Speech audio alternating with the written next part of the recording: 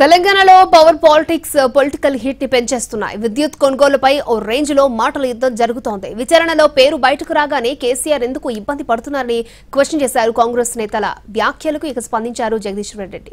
Justice Narasimha Reddy మనసు మారిపోయినందునే కేసీఆర్ లేఖ రాయాల్సి వచ్చిందని ఆయన అన్నారు.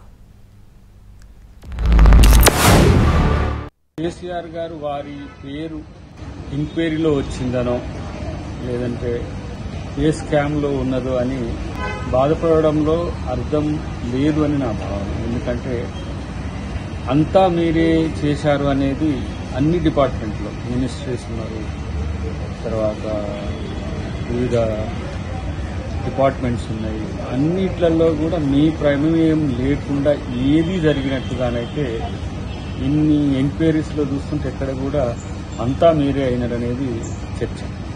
11వ తారీఖు నాడే వీరు పత్రికా సమావేశం నిర్వహించి వారి అభిప్రాయాలు చెప్పేసి మొత్తం అప్పుడేదో జరిగిపోయింది, నిజంగానే నష్టం జరిగింది ఈ రాష్ట్రానికి, ఇక లెక్కలేయడమే మిగిలింది అనే పద్ధతిలో వారు మాట్లాడారంటే ఓహో వీరికి స్పష్టంగా ఒక అభిప్రాయం ఉంది, ఏదో ఒక వ్యతిరేక అభిప్రాయంతో ఉన్నారు కేసీఆర్ గారి పైన, అందుకే ఒప్పుకున్నారు ఈ కమిషన్ నియామకాన్ని, టర్మ్స్ ఆఫ్ రెఫరెన్స్ని వారు ఒప్పుకున్నారనే విషయం మాకు స్పష్టంగా అర్థమైపోయింది.